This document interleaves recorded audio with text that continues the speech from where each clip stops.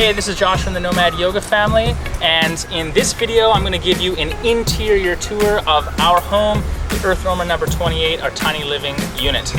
We've been living in this thing for over a year of time now. It's been awesome, and I'm going to show you all 105 square feet, our storage, and a lot of the systems that we use inside here. If you like this video, make sure to hit that subscribe and that like button down below, and leave any comments. We'd love to hear from you guys, and if you have any suggestions for future videos, just post them down below there. All right, let's go. Welcome inside the Earthroamer. Welcome to my home. Tiny living, I guess, at its best. We are a family of 4, so it's tight, but we have everything we could possibly need, and honestly, way more. So we've got it pretty good in here. Just like the exterior of the truck, the interior has a lot of really great storage, which we love as well. So these top 3 cabinets here, or drawers I should say, are full-length sliders, and they're my clothes. So I live out of these 3 drawers, which I think is pretty good. As you can see, all the latches actually push and latch shut, so that they're completely locked once we're driving. And then these drawers also have a physical lock that locks them completely from opening. One of the things about the entryway that I really like is the fact that it's not a drop door. When we open the window and the stairs are up at night, I'm probably 10 feet tall at my head, or at least 8 or 9 feet tall. So you have that like upper ground sort of nice aspect to things. Up here, this is actually an AC unit, but it's not the rooftop AC. It's more like an apartment AC. I think it's 12,000 BTU or whatever, but works really great, and the insulation quality is excellent in here. So if we have all the blinds up and everything closed, even in the sunniest of days, it stays relatively cool in here. Again, that one-piece composite body, and then it's actually insulated on top of that as well, so that's really nice. Then the other thing is it's efficient, so if we do need to cool it down, even if we throw the AC on and we're just running off battery power, we can run it for an hour or 2 and not have too much concern the sun will get us back up to full juice again. But really, we don't need too much, because the ventilation in here is also very well planned out, and I'll show you that in a minute. Control units for the AC here. Electric awning on the outside, in and out, and then outside LED lights, and the camp steps up and down. So at night we just throw them up, lock the door, close the blinds, safe and secure. On this side, then we have the wardrobe. So this is then Jenna's clothing and miscellaneous things that of course fly out everywhere we go. So that's about as organized as we get on the inside of the closets. But I would say the disadvantage of as much space as we have is we have too much stuff. I mean, we have so much space that we can carry a bunch of shit. Arjuna's clothes are all down in the boxes here so that he can access them easily. One of the features that's nice is there's a little change room if you want. So you open the bathroom door, we'll show you in there in a minute, and this door, and they actually latch together to give you a little privacy room for changing if you need to. I don't know what families use a privacy room, because it's too much effort to set that up. But it's there in case you need it, if we have friends over, whatever. Let's check out the bathroom. Pretty simple bathroom. It is a wet bath, and we get a lot of questions about this, so we can actually shower in here relatively easy. We'll just pull this up, hook her up, ready to go. The hot water system of the truck is awesome. So the first thing is, we have a diesel hot water heater, which is incredibly efficient. It uses almost no electricity and almost no diesel. We can just leave it on if we want to, and we never have to really worry about it. It has a heat exchange, which is connected to the truck itself up front. So what that means is in cold weather, we can turn the diesel water heater on, and it will preheat the engine of the truck, just in case we haven't been able to plug in, which when can you plug in if you're wild camping? But it also works in reverse. So when we're in a hot climate, we don't need to preheat the truck engine, but the truck engine, when we're driving, will actually make hot water. So after an hour or 2 of driving, our hot water tank is full, and it is like mega hot. It is insane how hot it is. For the most part, we don't even need to heat water if we're going to be driving on a daily basis. We also have an electric water heater, so that when we are plugged in, we don't have to be burning any diesel fumes, and we can just turn the button on. It takes a lot of power, so we don't run that if we're not plugged in. The bathroom, we did the cassette toilet on the exterior tour. There's a link down below in the video for you to see the exterior cassette, but it's a Thetford cassette toilet. Pretty straightforward stuff. Open it up, do your business, flush, you're good to go. It's got a simple light system, red when it's full, and we just go out and empty it. That's about it. Ventilation fan up to 5 speeds, and this is actually a key component for the ventilation of the whole truck. So if we have this thing going on high, we can open the windows above the bed. There's little overcab windows. Because they're small and because this is only one exit, we leave the other ones closed, it actually pulls air through the truck at a really high rate, and you get the sensation of a breeze, which your skin interprets as cool. So if at night we need to cool things down, we can still have everything closed and locked, except for the high windows that no one can access, and this, which we could, both of these things could be left open for us to drive away. So we're still safe, and we have lots of ventilation going through, which is really nice. So moving forward in the truck, then of course we come to where the business happens. By the business, I mean this is where we wash the baby. So one of the things we hated about standard RVs was the sink. It's always this ridiculous sink. Like, anyone who's got man hands like me, you can't even put your hands in the sink, let alone do any dishes. So this thing is huge.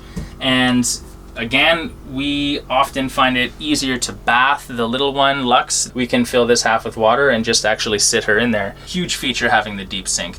Even just if you're finished lunch and you want to leave the dishes, there is no counter to put them on, but the sink's deep enough you can leave, you know, one food set for 4 of dishes in here and come back an hour later to deal with it. Although my wife doesn't like that we do that. Then we have a water filtration system that comes out through the spigot here. But when we're out of Canada and places that we know for sure the water quality is high, we actually just buy most of our water coming into the truck. But if we needed to, we could pump any water into there from a river or whatever else, and then we have the water filter as well. And we also use a UV filter in our bottles if we're really concerned about things. Next to the cooktop, ceramic cooktop, but it runs off diesel fuel. Again, it makes it so that we're one fuel, so we don't carry any propane. We never have to worry about filling up on propane or gas or any of those systems. So it simplifies everything. And this to me just makes a lot of sense. The other thing people ask us about the diesel cooktop in terms of how it works, the disadvantage is it takes about 2 minutes for it to heat up. But the advantage is it gets really hot. So cooking on it is actually quite good, quite easy to do. It is like a front burner and a warming burner. So the other thing is spatially we can't quite fit 2 large pots on here, which just means we're doing a lot of single pot cooking, but that's just nice because it makes less dishes. On this side, we actually have our pantry. So it's heavy, we got a lot of extra locks. We did recently go shopping, so we've got a lot of stuff with us. Pulls all the way out. So our food storage is really good. We can essentially carry everything that we would normally carry in our house, as well as a whole bunch of stuff that we don't need to be carrying with us, but you might just want to. Between this and hiding a few food items, you know, in the back of the truck or underneath the sink, and then in the fridge, of course, we can easily stock enough food for 4 for, I don't know, a month. I mean, we could really stretch it if we wanted to. So running out of food and having that be the reason to have to go into a town somewhere is just not really an issue, which is great. We do have the convection microwave. We don't really use this because we just don't usually use microwaves, but it is nice to have, and being a convection microwave, we can bake in it. There's a cool Earthroamer video of them baking a turkey. I've baked banana bread, we bake cookies, all sorts of things, and everything comes out great in here. So it's pretty awesome. We can run it just off our battery system, but it does draw a lot of power. So we generally don't run it when we're just on the battery. It's like a special time thing when we're going to be plugged in for a while. In terms of baking, if we just want to heat something up in the microwave, it'd be no problem. We have the Norcold refrigerator. This thing's really cool. It's a marine style fridge, compressor fridge. So a couple of the things is it's what you'd call a 2-way fridge. It runs off AC and DC power. So we don't have to run propane for it to be going or any other fuel source. And it's pretty efficient. You can control how cold it goes. It has the freezer up top, which will actually make ice. So it's a real freezer. I think it's considered a 7 cubic foot fridge. We've got it super loaded right now. But in any case, keeps your beers cold. And with the fridge, the other cool part is that it will continue to run if it's off angle. So propane fridges often, if you're past 5 degrees or something, they go into an emergency state or shut themselves down. This one, it doesn't matter. We can be all the way at 45 degrees and it would keep running. This is probably the only thing that is running all the time. So when we're driving, everything else is completely turned off and this thing is going. But it really doesn't draw very much power. It's quite efficient, so we're very happy with it. Back onto this side, this is our huge addition, our coffee maker. We've got about 6 ways to make coffee on this thing. This is the best one for sure. So just in terms of efficiency, it's the Nespresso maker. It's the Latissima Plus, if anyone out there is wondering. What's cool about it is you can hook a little milk frother on here, so we can make an actual high-end macchiato, a latte, a cappuccino, an espresso shot, or whatever else, and the coffee is really good. So that's something that to us, it seems like probably a lot of you watching this are thinking that's stupid, just make a press of coffee. And you're right, most of the time we should just make a press of coffee. But if you're someone like me who likes a really good cup of coffee, or you want like a macchiato now and again, this is major because it costs us $1 to make a coffee out of this or less, versus going to a store, and even in somewhere like Mexico, getting a high-end frothed milk coffee is going to cost you $5. So for budgeting, small living, that's just really out of the cards. We can't afford to be doing that. So we never buy coffee when we're out. It's not like we're on vacation. We actually live in here. So we have to add some pieces like this that keep your overall happiness going. Because small living, I would say that's one of my recommendations. Add a couple of little things that are maybe frivolous, just so that your happiness factor goes up. If it's a rainy, shitty day and you're going to stay in here playing cards, being able to make a super awesome coffee can make all the difference.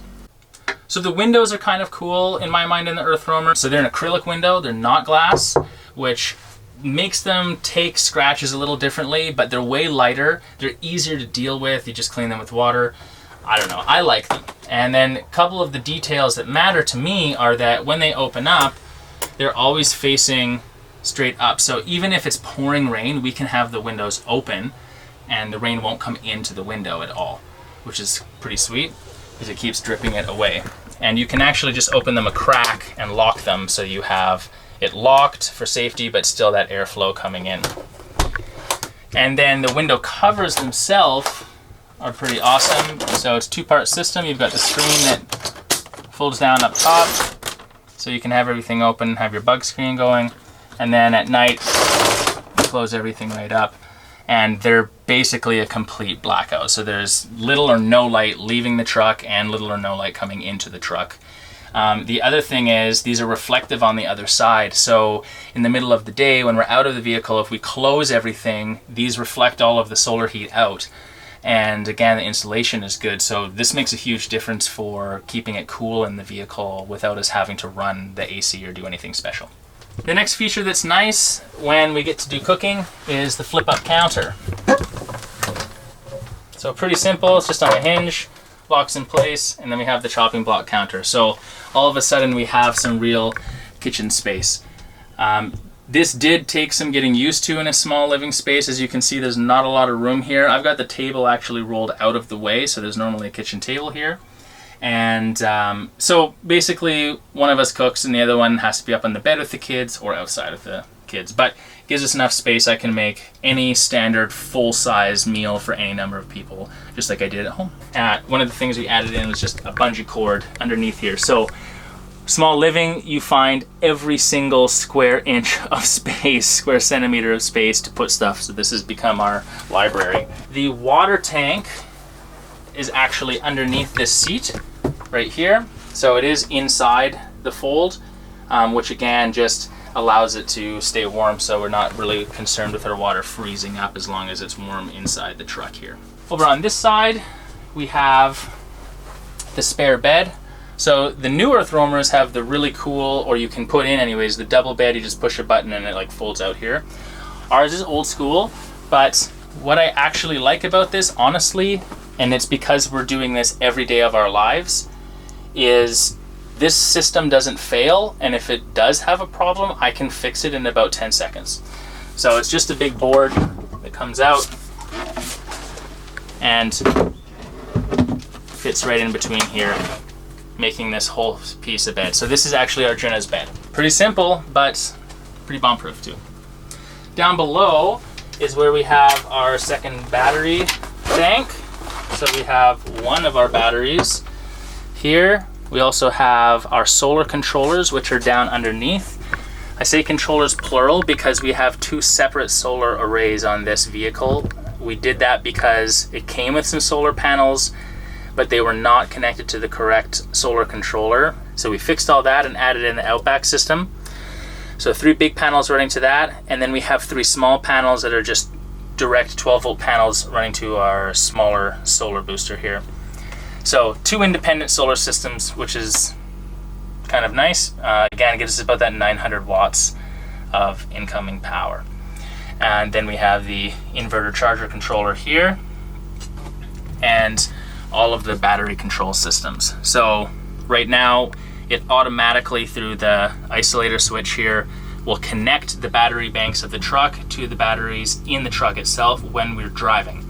But we can manually switch the switches to be able to accomplish this if we want to as well. So up above here we have all of our electrical controls. The wiring in this thing is really awesome. It's marine grade, really high quality everything, and then a really good control bank which is easy to follow. It looks complicated at first because there's a lot of switches, but it's so simple to actually use. And you can completely turn things on and off, which I really like. So this is the DC control panel, and then we also have up here what's happening with our solar charge. So right now we're under the tree and we're only drawing a couple of amps of power, but when we move the truck in a minute it'll jump back up. You can turn everything on and off, of course, as you go. Then the actual state of charge of the batteries. We have been cycling the batteries around 90+% now that we are in the full sun. When we were in Canada and we had shorter days when we left, it was the winter, we were cycling more in the 70% range. But if we have a long driving day and then you get some sun as well, you just bump it back up. So the worst that we ever had it was we went about a week and then we were getting down to the 60% range, and we didn't want to hit down below the 50% range because that's really your bottom with this battery style, because they're not lithium batteries. So then for one night you go pay to stay somewhere and you plug in, and completely solves that issue. So pretty awesome that way. AC panel over on this side, so you can completely turn the AC panel off, which is nice. It's not creating any AC power. This is the hydronic water heater. Then we also have the switch for above and below 5,000 feet. One of the theoretical disadvantages with the diesel is altitude. It doesn't tend to run as nice at higher altitude, but this switch changes the mixture, so it actually kind of mitigates that. We also have an air heater, of course, for cold weather operation. Pretty simple control. Boom, you turn it on, turn it to how hot you want. Runs off diesel as well. So again, barely any fuel consumption with that one, and barely any electrical consumption. So it's not really a concern to have hot water and hot air going into this thing, even in, we were, negative 40, negative 50 degrees Celsius, with no issue at all. Yeah. Fan vent controller for the Fantastic van. Has the rain sensor as well, so you can leave it on even if you go out, and if it rains or whatever, it just shuts itself up. And then our fresh water, how high we are, and then our gray water to see where it is as well. Gray water is stored in the back. The gray water and the black water, of course, with the black water being the cassette system, are completely isolated. There's no connection whatsoever. Because if we're really trying to conserve water, one of the things we do, the only gray water that ends up in there is if we shower and our dish water. I'll go and fill jars of our gray water, and we use that to actually flush the toilet instead of using our good water to flush the toilet. And then the big feature, the bed. Now, probably in the video it's hard to get the depth of this, but it's a California King, which is awesome because our little one sleeps with us, and what's really epic about that is that we can face any direction. So if we're a little bit off level and it's just not worth trying to level or too hard to, or whatever it is, we can change our orientation so that we're always head high. In my opinion, if you're living like this, you sleep half of your life. So if you can't get comfortable and have a good sleep, you're gonna be miserable, and that then plays out with each other. So you have to be able to have a good sleep. Having a half-assed bed does not do the trick. So big comfortable bed, huge memory foam. We've added some other little pads underneath there as well. So awesome, works really well. The little windows up front are what I was referring to in the bathroom. I won't jump up and open them, but behind the guitar there, they drop down, and then we can have the air pulling straight over top of us over the night. We also have the roof vent right here up top. This thing opens up to 70 degrees, so this is actually the roof access as well. So we don't have to have a ladder or anything else hanging off the truck on the outside, or have to bring a ladder with us or anything like that. So pretty easy, and then also pretty awesome skylight for the starry sky. So when we were in Death Valley, I mean, it was hot, so everything was wide open the whole way, but also we had the best view at night because the night sky there was epic. Small thing we added in were just some IKEA shelves along the wall right here. This is all Lux's baby stuff. So diapers, baby clothes, whatever else. And of course a little baby diaper hammock up top there too. Entertainment system in here, along with all of our electrical stuff, so we can have the tunes bumping in here if we want to. And then the lighting has two lighting systems. So we have standard halogen lights up here, which give that nice warm feeling. It's kind of nice. But we also have, I changed these all out to LED lights, LED lighting system as well. So when we're trying to be very conservative with our power, if we're concerned, we only run the LED lights. And there's LED lights underneath, tracking over top of the cooktop as well. This is our dinner table. Pretty simple. It actually Velcros in here and then locks on the bottom, so when we're driving it just stays in this place. It's got a little lock for the top piece here, but when everything's undone we can swivel it out, use it as a single, or there's actually a swivel so that we have the full table right in the middle here. We connect a little baby seat on the side here so that Lux can sit right at the table with us. And we've had 4 or 5 adults in here playing cards and having some drinks at the same time. But the other thing that's cool is that you can swivel the table completely out of the way into the front of the truck when you're parked somewhere, which gives the feeling of a lot more space, but also just actually creates a lot more space. Which brings us to the next feature, and that is, on our exterior tour, we talked about the ability to move from the back of the truck to the front of the truck. And for us, this was a must-have just for safety and comfort. Hi, Arjuna. So, as you can see, because it maintains the integrity of the full front of the truck, we can't walk through. So it's called a crawl through, but we have the ability to get through, and it's really not that hard. So the other thing that's cool is that the back seats here will fold right down flat if we take the car seats out. And we have had Arjuna sleep.